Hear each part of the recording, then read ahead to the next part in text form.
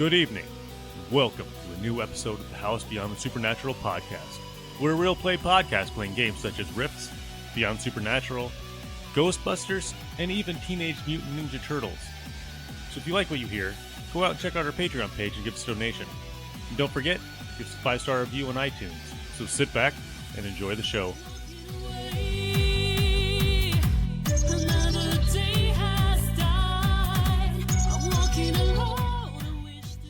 Baby girl, Daddy wants you to know that he loves you, and he always will. Good evening, and welcome to the House Beyond the Supernatural podcast, the podcast that goes beyond the supernatural. All music comes from Verse 13, Shadow Symphony, and Public Domain. All printing for the podcast is provided by Rainbow Press of Omaha, Nebraska. More details about this podcast can be found on houseofbts.net. Tonight's cast includes John the Genius and an archaeologist played by Arnie, Peter the parapsychologist played by Nick, Cass the psychic medium and astrophysicist played by Kirk, and the host of the House of BTS as the Game Master. Welcome back, everyone.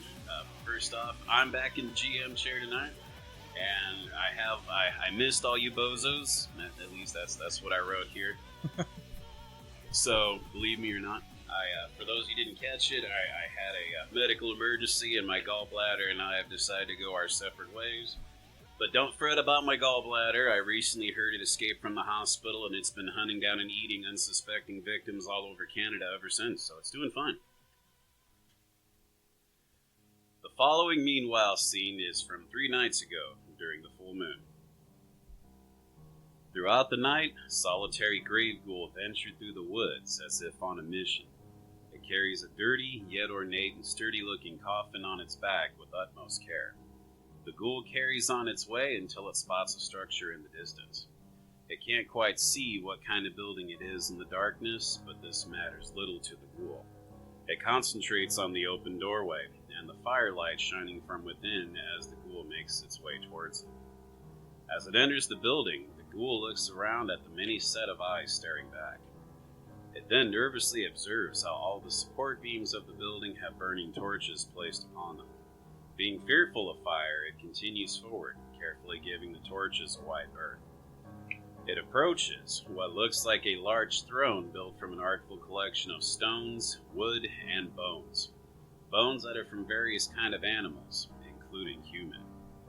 The throne is not empty, however. Upon it sits an individual who wears what can only be described as an oversized, modernized, and reimagined medieval-like suit of armor. The dull steel of the armor is adorned with various runes, wards, and symbols, along with artfully yet purposely placed bones of various sizes. The wearer of this armor leers down at the grave ghoul with eyes that glow bright green from within its ram horn-adorned helmet. The ghoul stops several feet short of the throne, carefully laying the coffin upon the ground. Then it simply stands there, waiting for its master to speak.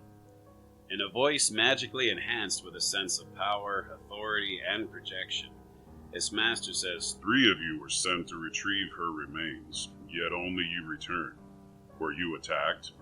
The ghoul, incapable of speech but fully understanding its master, emits a frustrated hiss as it nods. Were you followed? The ghoul slowly gestures a headshake in response. Well done. Now open it. As told, the ghoul lifts the lid off the coffin, revealing the skeletal remains of a long-since-dead body resting within it, wearing a threadbare and dusty dress of a bygone era and various pieces of jewelry.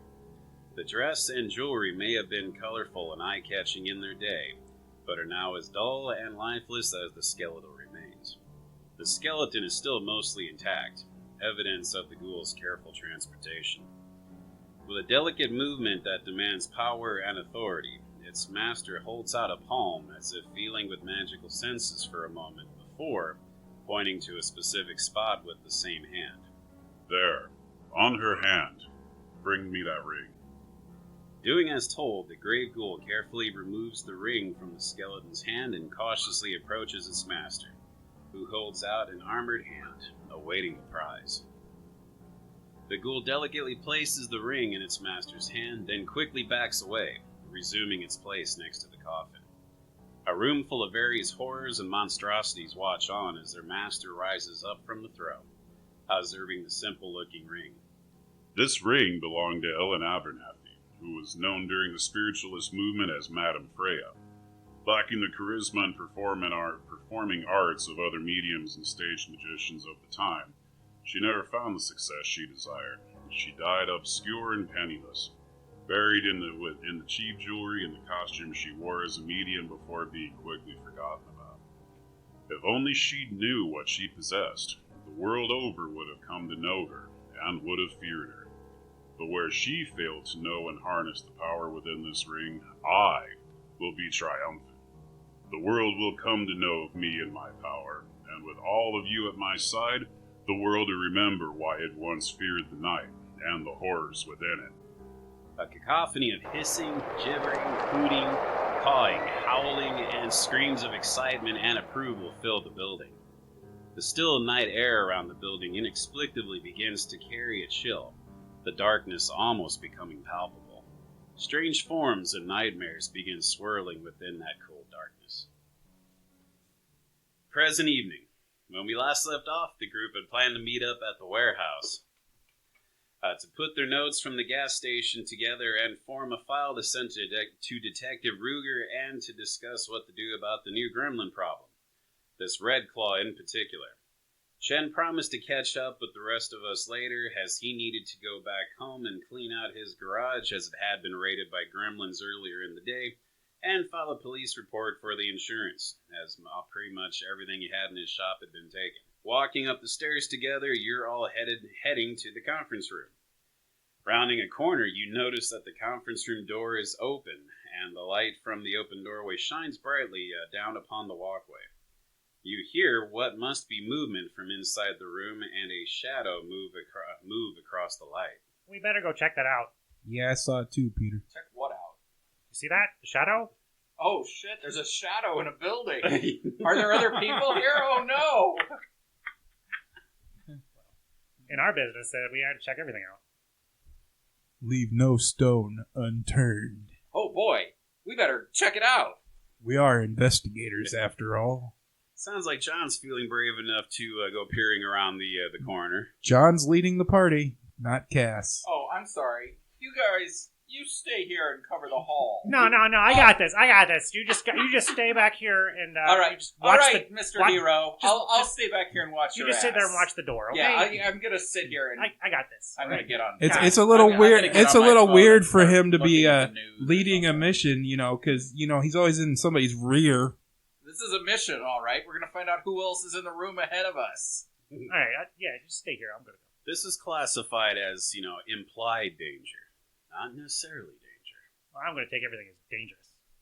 I like the way you think, Dr. Corrigan. That's going to save your life one day. Danger's my middle name. Angry Cass. This seems like the kind of thing that would just set you off.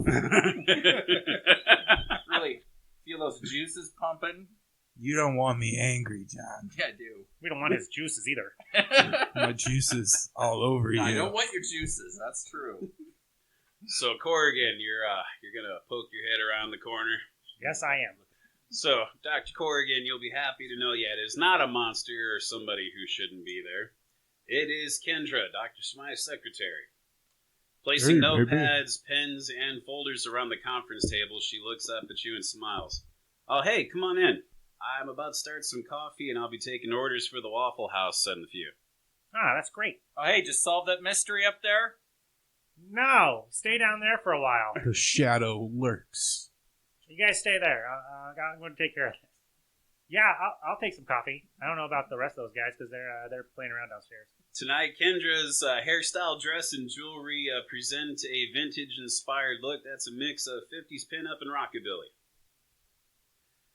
Dr. Smythe is finally making his way up the stairs as it takes him a little longer to do so due to needing the use of his cane. Yeah, where he's like, why are you two lingering in the hall? Peter's investigating a shadow. Really? He just kind of stares at you incredulously.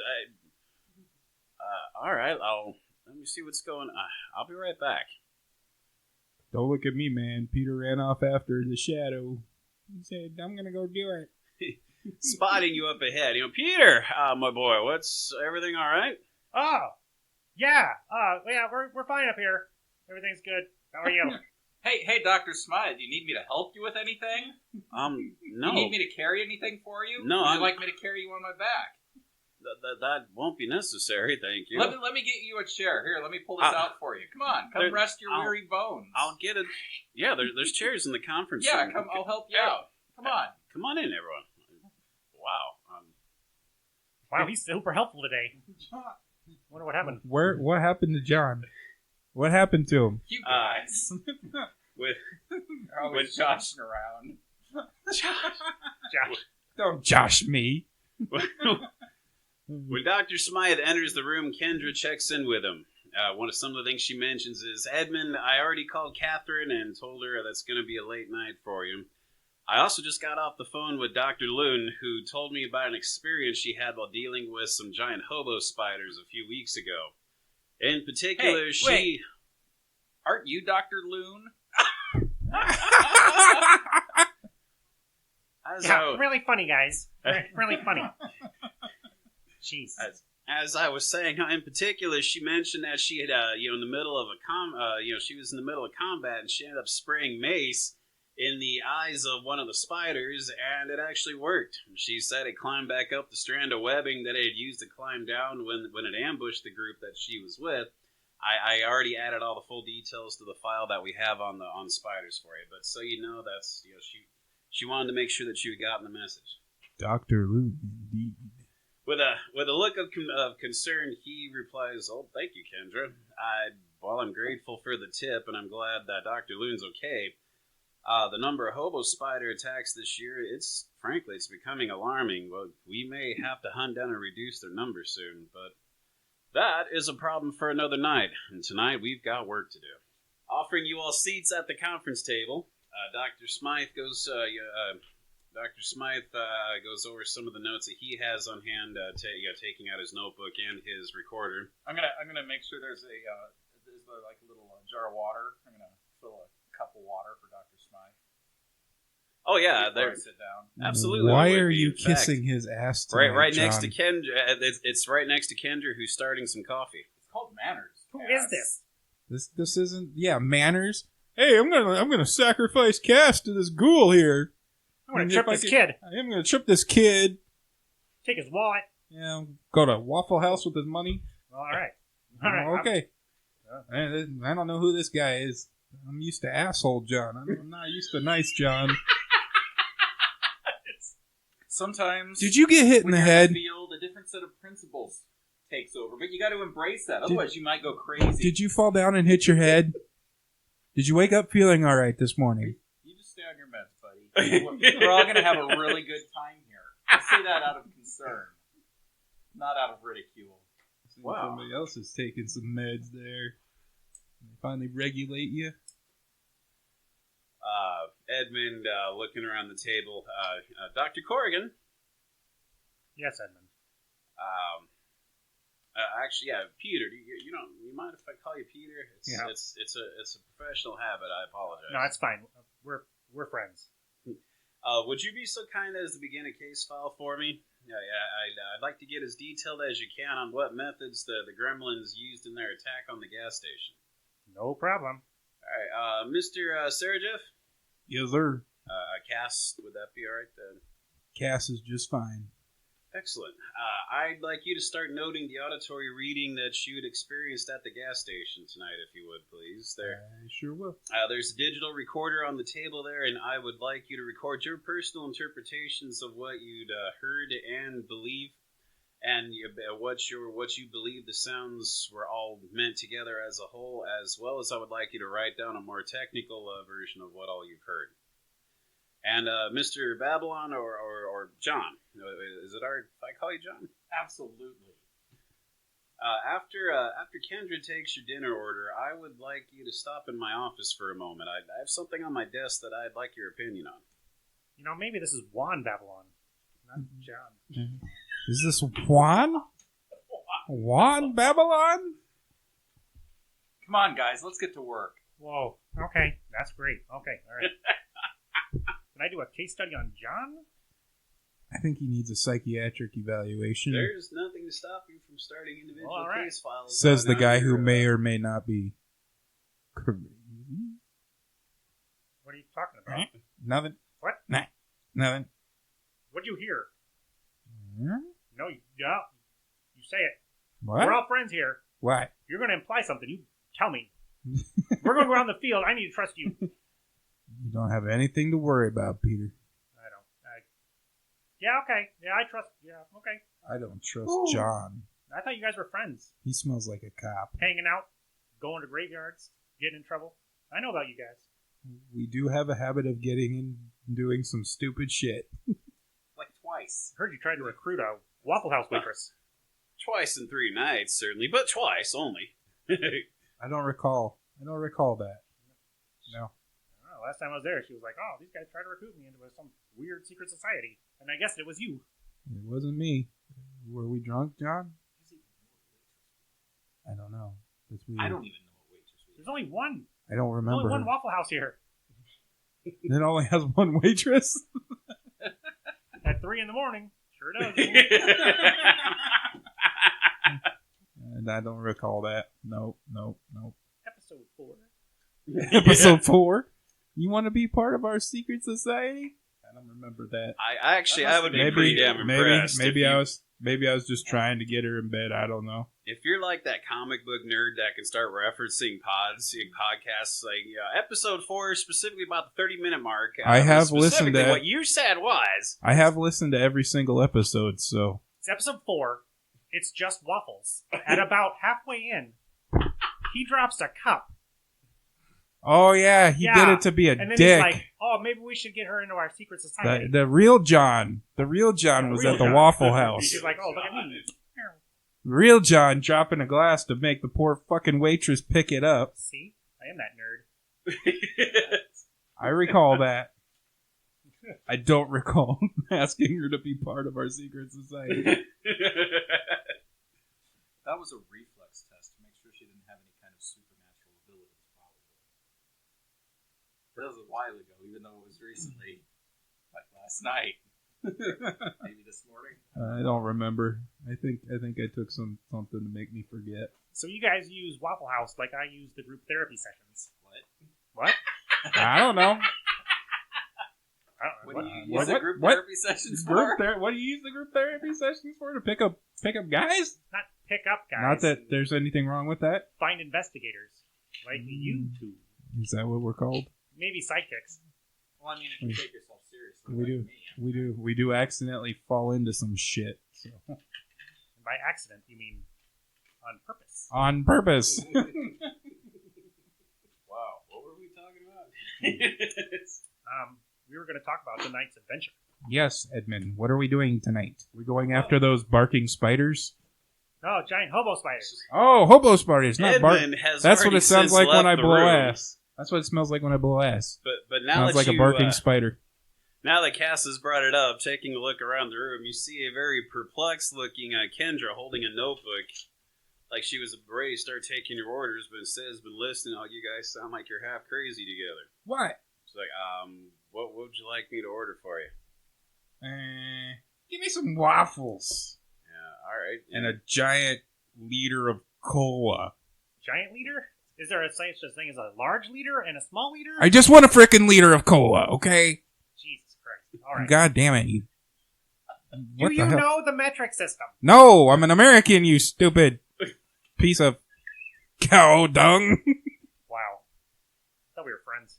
All right. We are. This is just banter, bud. Friendship just banter. is crumbling over the 3 days since they met just each other. bantering. Just bantering back and forth there, Peter. Well, if you're going to Waffle House, I would like the baked chicken. She says, I believe that can be done. I'm hearing, all right, so pancakes, as original as that is, and a liter of cola, and chicken and waffles. Give me some chicken and waffles. Hold the waffles. And you, John, anything you'd like from the Waffle House? No thanks. You want some Big Mac? Large fry, and a liter of frickin' cola. 2 liter. She says, all right, I'll be back soon. Thanks, babe. Shut up. Yeah, that was my hide side. You have a hide side? She was walking out of the room, and you almost feel for the briefest of seconds you see her actually freeze in place, like she's contemplating where to go with that. But then it seems she decides to let that one go and continues out of the room. She digs me. She's gonna fucking take a shit in her hand and put it in her food. Probably. Would you like some chocolate-covered pretzels? I should have been more respectful, but, I have anger issues. So, got oddly quiet in here after that disrespectful comment. That was weird. Yeah, we're kind of in shock.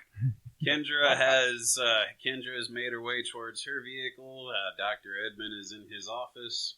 You are all in the conference room currently. Who wishes to do what next? Well, I thought you guys needed to talk. You want to go talk to Dr. Smythe? Go Dr. Smythe. While you two stay in here and bang, sure. I'll be back. We were just wondering if you wanted to talk to him. I think it's you that's going to get F'd in the A. You wish. I'll check you losers out later.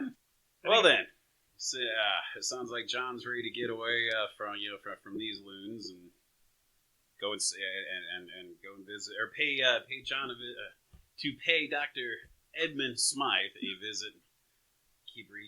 Keep looking at Corrigan's name on my paperwork here. Like, I'm not getting it right. He doesn't have an office here. Not yet. Not yet. It's funny. Soon, very soon. Because you did notice, and I was waiting till the opportune time to bring this up, and that is a good point, that there are actually 3 offices in this in this building.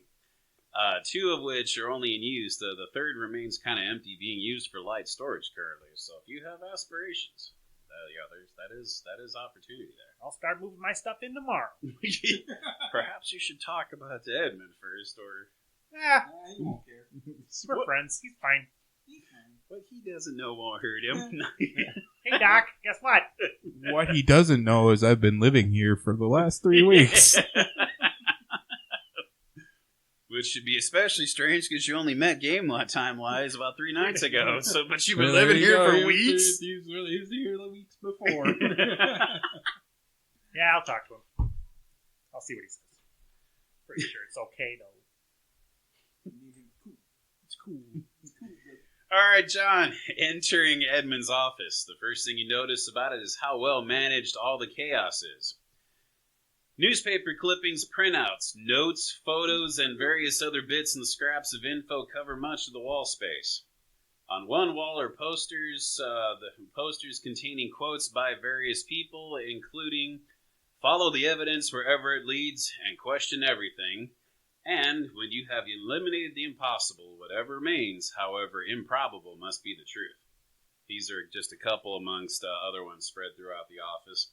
The wall behind his desk is covered in what looks like dozens of various family and children's photos.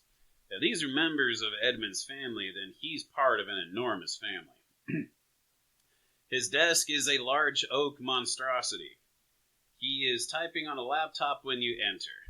Give me a perception roll, please.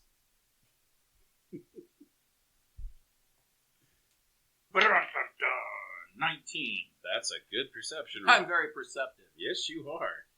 While looking around the room, you see a large piece of construction paper on one end of his desk. On the paper itself is a runic-like symbol of some kind. It looks similar to the rune that you had spotted on the gravestone earlier tonight. Surrounding the symbol are various books, printouts, notes, and several pens and pencils, as if he's in the middle of a research project. The rest of his office is covered with bookshelves, file cabinets, and the similar trappings and belongings of a man who feeds on information. Looking up at you, John, have a seat. As I'm sitting down, I'm going to use detect concealment to look for any hidden cameras or recording devices in this room. Give me a roll. 29. 29 does, well, it's not necessarily hidden, but it's not like it doesn't stick out like a sore thumb. But yes, it looks like he does have a video camera in the ceiling of the room. John, I frankly, I'm not entirely sure how to go about this, but I didn't want to go into it in front of the others. But I invited you to my office as I'd like to get to know a little more about you. So if you would, please tell me about yourself. In particular, what has compelled you to get involved in paranormal investigating? Well, I'm just on sabbatical right now from the University of Maryland, and I came out here to because I'm really interested in some of the mystic angles of some of the northwestern Indian tribes in this area. And after I get settled here, I'll probably try to, do some heavy research into the topic. But I just got into town a couple of weeks ago. All right. I appreciate that. I just, I just wanted you to be. I really didn't get into the supernatural until I ran into Dr.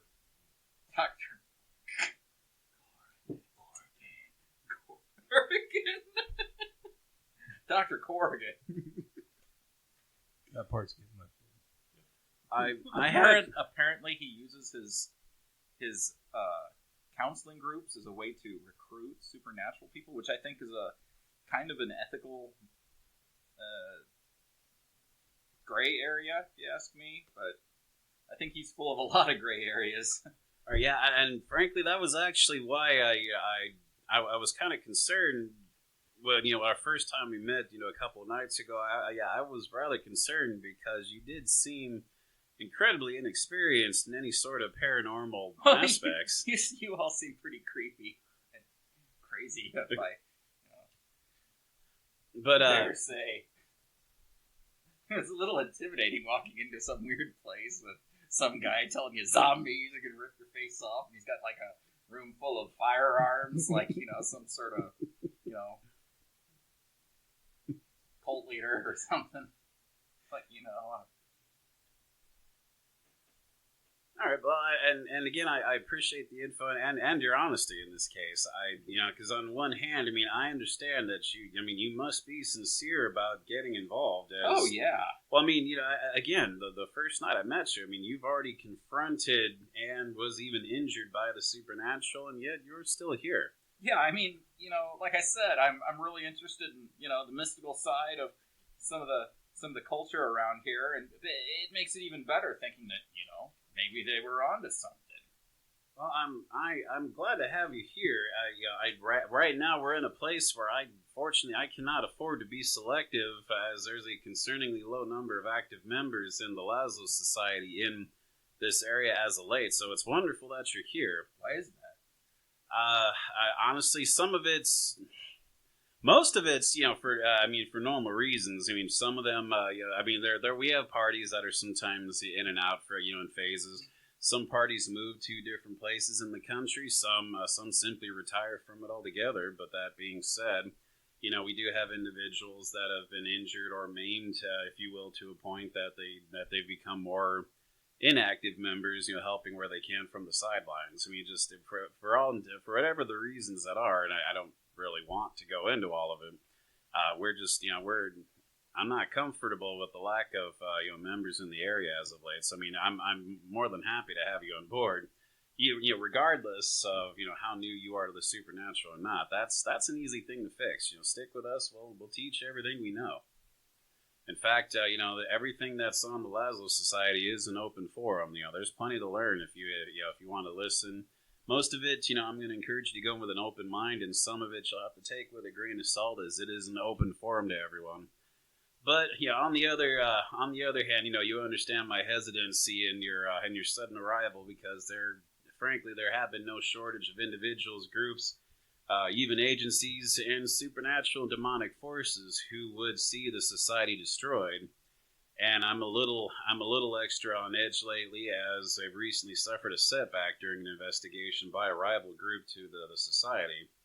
So I just wanted you to understand, my concerned hesitancy with my lack of information about you, and I hope in time we get better acquainted.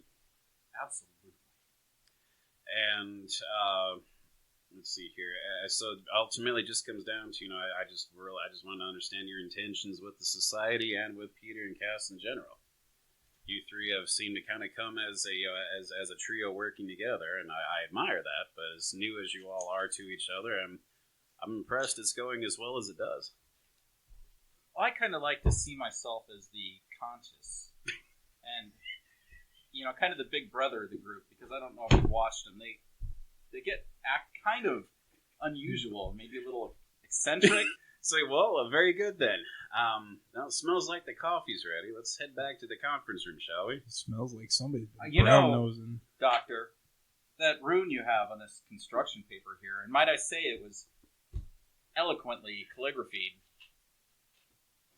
I recognize that from the grave that we saw when Cass and I were exploring the graveyard again.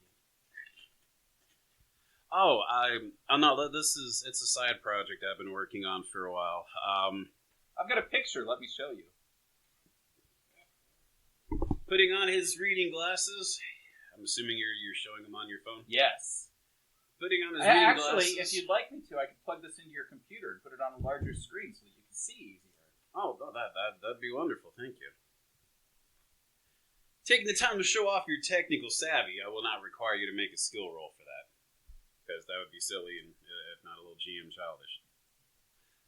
Okay, while I'm using his computer, I'm going to make a computer programming or a computer hacking roll, just so that I can take a look on his desktop and maybe see what kind of programs he uses to encrypt his computers.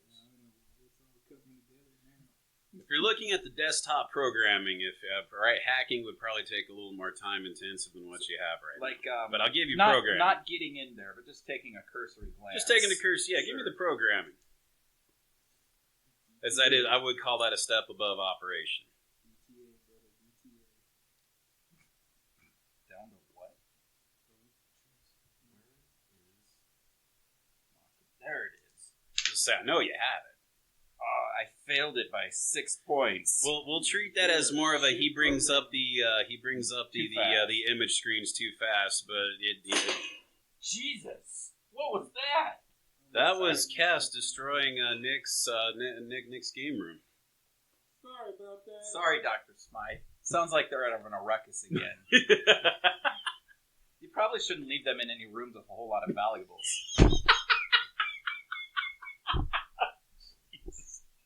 If you have anything valuable that you need to entrust with us, I'll take that, okay? If that eases your mind, Dr. Smythe. Yeah, looking at it says, no, it looks strikingly similar, but not the same, but it is in the same neighborhood. Interesting. I've done a lot of research into runic symbols, superstitious symbols, mystic, shamanistic symbols, runes, magic symbols. Interesting. Actually, I've read a lot about that.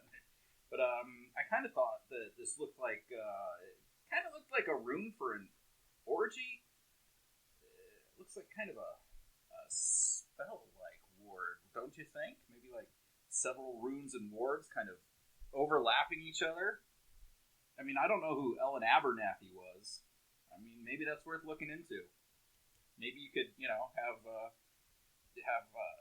I don't know, Kendra or somebody really look into that for us. Are you going to be busy tomorrow? I was thinking about scouting up some sites in one of the national parks for my research, but I could definitely, postpone that. This, I'd like to put a pin in this because I like where your head's at, and I think you might be onto something. Yeah, probably be easier. I'm living out of a hotel right now. Do you have any space around here? Maybe an office or something I could start doing my research out of? Let's put a pin in that for tomorrow. Tonight we got bigger fish to fry. All right. Good idea, Dr. Smythe. Let's go check on the others. Going back into the other room, what are you two currently working on when we come into the room? I'm working on my case file. I'm recording what I found on my auditory reading. Gentlemen, John, Ass kisser. Dr. Smythe and I were just going over, some stuff. How are you guys doing in here? You guys getting your work done? Let me take a look. Not bad. The fuck is this guy? I don't know. I kind of like him, though. He's not sticking around. Don't worry. Once we get out in the field, he'll be kicking teenagers over, tripping them, taking their wallets, saying, this isn't my weed here, shit like that. if you need some software, I could probably show you some software to I'm sure you make could show him your software. sound editing a little more efficient, a little easier to use. Software? I mean, it looks like you have a little computer savvy there, but I can tell you could always use a little more experience. I think Cass might want to look at your hardware. No. No. I'm okay. I don't like people touching my shit. I guess I must have really missed you guys, because you guys are Sounds cracking like me up tonight. Cass there might have some kind of Freudian issues. Don't you agree, Dr. Corrigan? Yeah, I got it all written down in my other file. I got a file on you too, Peter, and you as well, John. I think we all should keep files on each other. I got my eye on you, brother. Yeah, that's what you were doing in old Dr. Smythe's office. Doctor, what are we doing tonight? Same thing we do every night. Taking over the world. Well, throughout the night, you each get to know each other a little better over a late night dinner and working on a case file together. It's about 3 o'clock in the morning, and you're all about to call tonight when Edmund's cell phone begins ringing. His ringtone is an old-school rotary phone ringing, perhaps a spoke of his age coming up. With a look of concern and maybe even a bit of a frown, he excuses himself from the conference room to take the call. Minutes later, he returns, looking a little distressed about the call. Everyone, please leave all your notes and info on the table. We need to go. That was a friend of mine who works at Seattle PD. He just got wind that an eyewitness saw what he described as a monster prowling the Elliott Bay area. Based on what it reads in the report, it sounds to me like a malignus. Next, to make up for the last few weeks, I got some news, announcements, reminders, and acknowledgements I'd like to share. It's my understanding the podcast continues to slowly spread like a disease, and we've now reached more than 300 individual listeners. What, as of yesterday, I think it was like 305? Yep, it was yesterday. Yeah. 10,000 visitors. We have 1 million listeners. No, my mom downloaded it 30 times. Thanks, Mom. Thanks, Deb. But anyway, yeah, so 300 listeners, which are individual listeners, which really isn't that bad considering as we're not aggressively advertising as of yet. And we're also available to listen to via Spotify, Podbean, Stitcher, and iTunes. If you're on one of those, you have other options to you as well. Some of those I hear you need the download stuff for, but I think if none of the other ones, I'm pretty sure iTunes, as long as you have that, you don't need any extra apps or anything to do it with. Somebody was complaining at me about that the other day, and I don't have anything to say on the rest of the apps, but I already had iTunes, so I know it was really easy to just listen to that way. And if you just Google it, you can find it. Google has its own player. So there you go. There are ways, people. And speaking of the podcast itself, Nick has put the time and money in to make the podcast sound better. He's got these nice little, P-sound shields. I don't know, what are they specifically? Pop filters. Snog guards. So I don't spit into the microphone. They're just pop filters. Pop filters, okay. To me, it just makes my P sounds not quite so accentuated. Because they accentuated at one time. I remember, I was there. But anyway, point is, he needs to get reimbursed for the funds he put into that. So I would like to get more of some fundraisers moving along. And first, I will remind you all that we have a Patreon page to support the show, and you can find a link on the podcast page for that. Also, I wanted to put it out there that Nick and the rest of us were going to be kicking around fundraiser ideas to help speed up the reimbursement process. And, well, there's going to be a lot of ways you can do one-time donations and get credit for it. I mean, certainly you're always welcome to do one-times, but if you'd like to get a little something out of it, hey, we're all game. Anything I can do to help, help Nick with the funds. Let's see here. For starters, if you'd like us to make a shout-out to your being a supporter, or if you'd like us to make a shout-out to another person, we'll do it. For example, I got an interesting request from a listener who'd like to make a shout-out to an important gal in his life who also listens to our podcast. He asked me specifically to read this line to her as she likes the sound of my voice. Casey and here it is. Here we go. Dear Casey. Slide by throbbing. man. That was not my voice. That was Arnie, who's obviously willing to read these lines as well. Surgery wound. Been lubed, ready to roll. It's on, dude. Just gotta check. It's on. Oh, it's on. I'm sorry. No, that's okay. So, all right. So he wants me to read this line, and here we go. Baby girl, Daddy wants you to know that he loves you, and he always will. That was what he wanted. There's your shout out right there. That's been Casey He didn't want any Kasem's names love because he line. said she will know who it's from. Let's see. And other shout outs can include GMs to their players or vice versa. You can make shout outs to characters you're currently playing or have playing. You can give shout outs to NPCs. You can share a story about something that happened in your game. I thought about it actually on the drive over here. If you want me to make some kind of announcement or statement, like if you're a GM who wants me to make some kind of radio or weird announcement for the NPCs to hear for your game, I'll do that too. Why not? It's anything we can do to help get the fundraising going. We're down for it. Right now, I'm thinking maybe like a going rate of like $5 a shout out to start, unless we start doing really awesome, and then we'll increase rates accordingly. And speaking of shouting out, I don't know if I've mentioned him yet, or I just don't recall, but I wanted to personally thank Bill Schoen for supporting us on Patreon.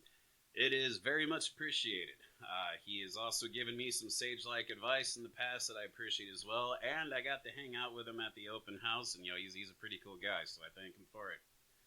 I also want to make a personal shout-out myself to Dave Watkins, who was the first fan of my published BTS materials in the Rifter. I've enjoyed his company at many open house events over the years, as well as online, and I've heard, he's told me that he is listening to and is enjoying the podcast as well. So you rock, Dave.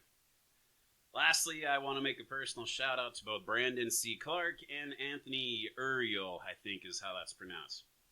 5 years ago to the day, they completed a project for the House of BTS with the release of the Shadowhunter.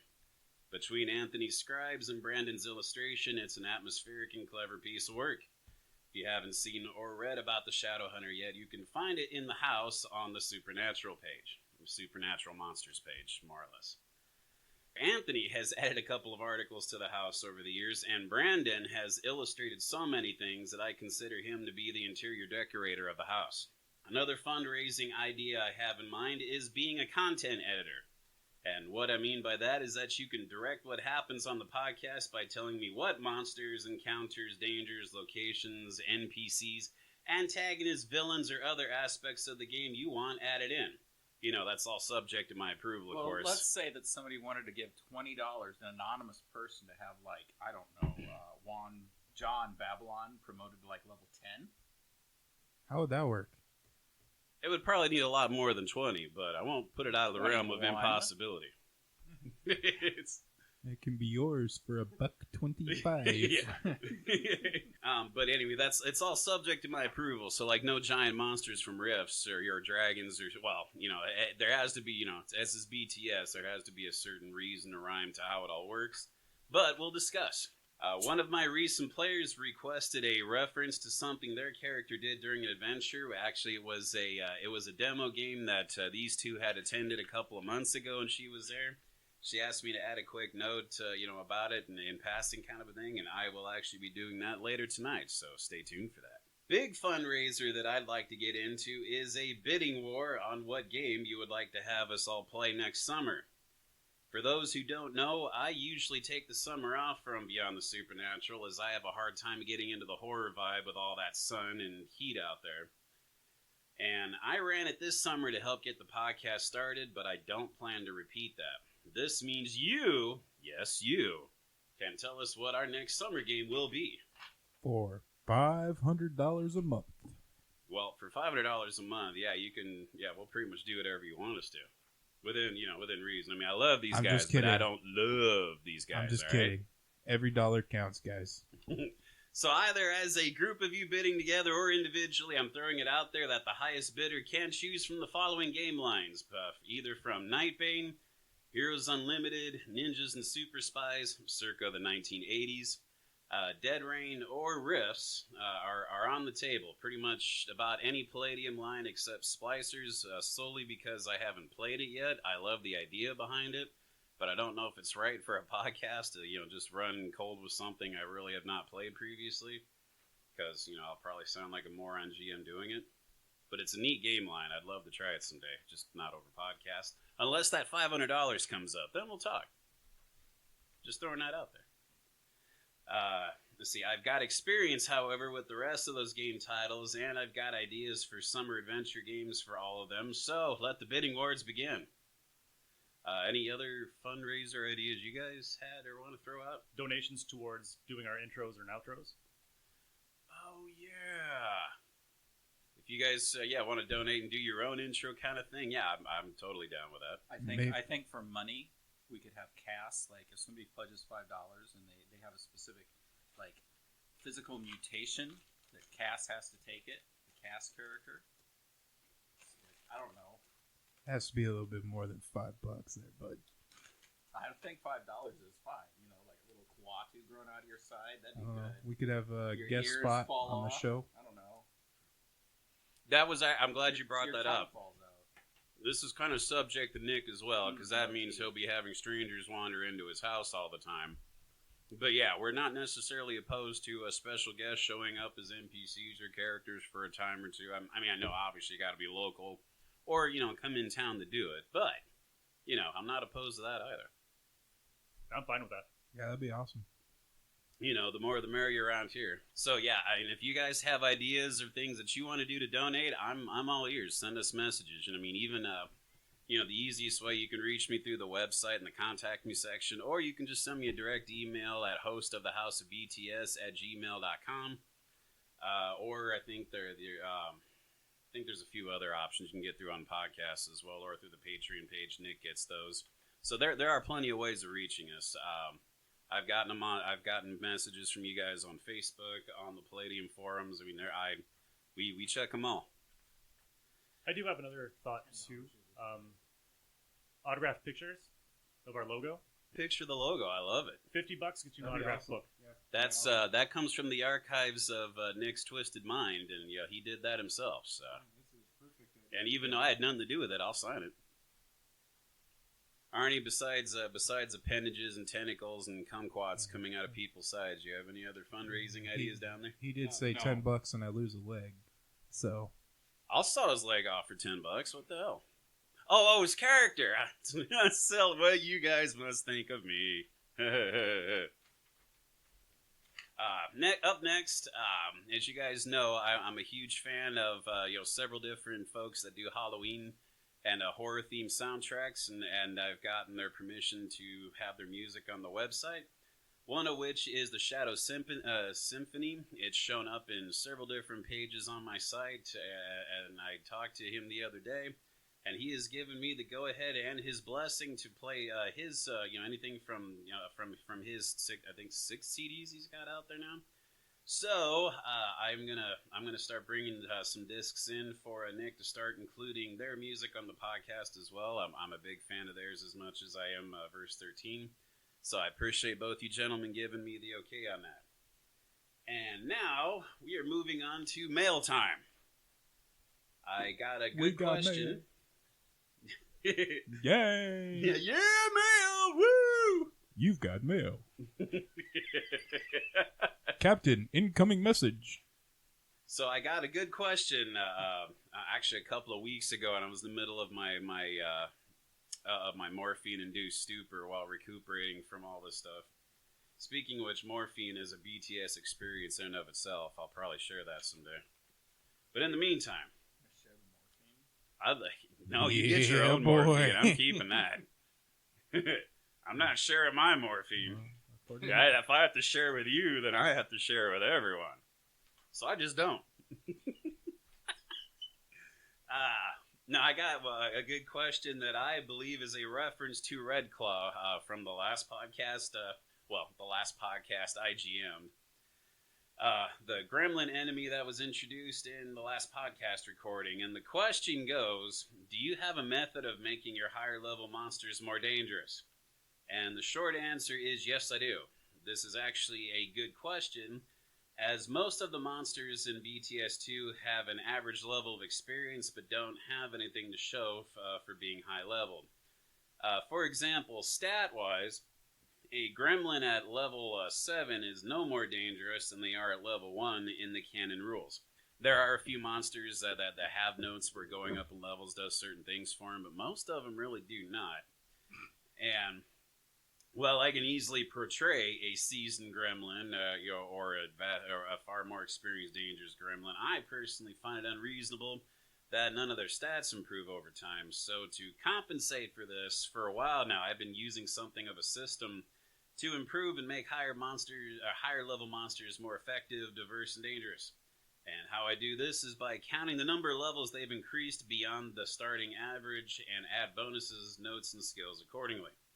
For example, Red Claw is a 10th level gremlin, which kind of makes sense as he's been around 30-some years. The starting average of a gremlin is 4th level by the book, which is what I consider represents the canon stats as they appear in the book. And from there, for every 2 levels of experience above that average number, I award the following. I add +1 to bonuses to things like strike, parry, dodge, damage, roll punch, perceptions, etc. I add a +1 to their personal horror factor, and what I mean by that is, the normal gremlin has like a horror factor of 10 by himself, but if you happen to know that you're facing Red Claw directly, that's, it's going to be obviously a higher number because he's far more dangerous than the average gremlin. They get a +5% to skill percentages. I'll add a new skill, WP, magic spell, or psionic as appropriate. I increase their IQ and one of their other stats by 1, but only up to their max level. And what I mean by that is gremlins will never get, you can only roll at best a 2d6 or up to 12 for a gremlin's physical strength. They're little guys, they're not meant to be super strong, so if I add in attributes, it'll never go higher than the 12. Unless I have a special reason for it. Magic enhanced or whatever the story might be. I add a +5 to their hit points, PPE, ISP as applicable, up to max levels, and any appropriate items or details to their info sheet as needed and appropriate. Any unique quirks or habits to make them more unique is ideal. And to kind of give you all a visual example of this, I actually added Red Claw's info sheet to the podcast page earlier this afternoon. It's at the bottom of the page, kind of where I've been compiling all the location info. Let's see here. And I've been meaning to add this particular in a bit of info to the house roll pages, and I will. I've just not gotten around to it, but this just means you all got to hear it here first. Otherwise, anything else for you animals to bring up before we get started? No, it's good for you to do that. What? Yeah. No, it's good you're back, because that killed me. What killed you? 6 episodes of running games. Oh. Like last game, I was just like, whoa, what's going on? Where are we at? 9 hours of straight improv was... I'm exhausted. There is a reason I do so much pre-planning and writing. Because you're right. 9 hours of trying to improv this, yeah, we'd probably all be a bunch of skitsed out lab rats. I think my throat's finally recovered from From what? From wrestling. What did your throat recover from? From wrestling. Oh, okay. Screaming. What? What are you talking about? What's wrong with my head? So much. I have not listened to this podcast yet. I'll tell you why your head hurts so much. Yeah. Sounds like I'm really missing out. And I would like to take this time to say no one has been drinking at this table that I know of. That's just pure this group right here. Hey, we sound like we're on drugs or drinking. That's how last episode went. That Pretty much. We sound so high. For a sizable donation to the fundraiser, we will all drink up for several hours before we start the podcast. We'll throw that idea out at you guys. A drunken episode, that would be classic. Hey, guys. Nothing. You see that going? I'm going to go over there. Nothing will get accomplished, but we'll have a great time doing it. What's that on the wall? gonna go take a piss. Sizable donation. I'll take some of that morphine before I start. That'll be a great game.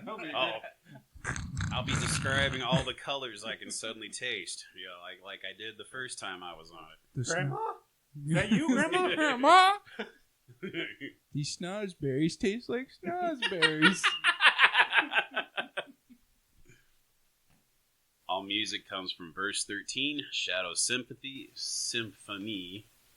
Alright, backing that up. Here we go. But back there. Apparently a few weeks is all it takes to wreck me here. I'm gonna have to relearn how to read again. All music comes from verse 13, Shadow Symphony in public domain. All printing for the podcast is provided. Okay. You might want to redo it, because I hear... Over. I'll just, after all of it, or just the first part?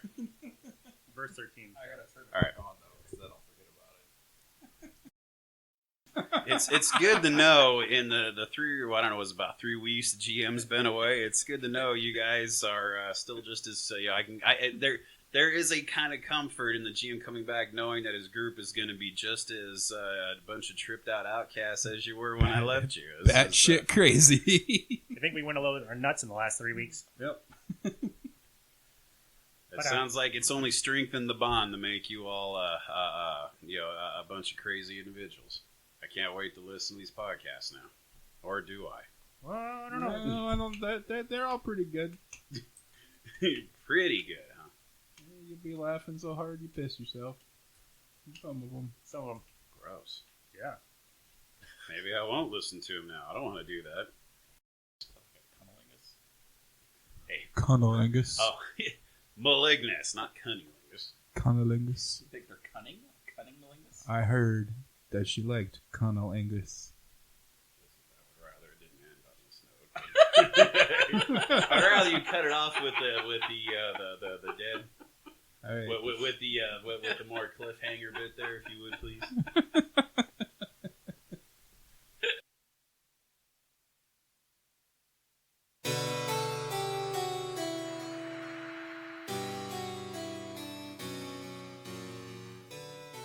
Hey everybody, it's Nick. Hope you all enjoyed episode 8 of the House Beyond Supernatural podcast. If you would like to get a hold of us, you can email us at btspodcast@yahoo.com or check out our Twitter page at BeyondSuper1. And also, check out our webpage at houseofbts.net. And don't forget, if you're on iTunes, go ahead and subscribe and give us a 5-star review or any review. I would love to know your thoughts and feelings on how we're doing, because that's the only way we're going to get better. And also, guess what? We're on YouTube. That's right. So that's cool. I listened to it today. I thought it was pretty nice. I was like, wow, we're on YouTube. But hey, on a personal note, if you guys like what we did with the Teenage Mutant Ninja Turtles or Ghostbusters, let me know, because I would love to do more podcasts on different games. So just let me know what you guys thought. All right, guys. Have a good night. Bye.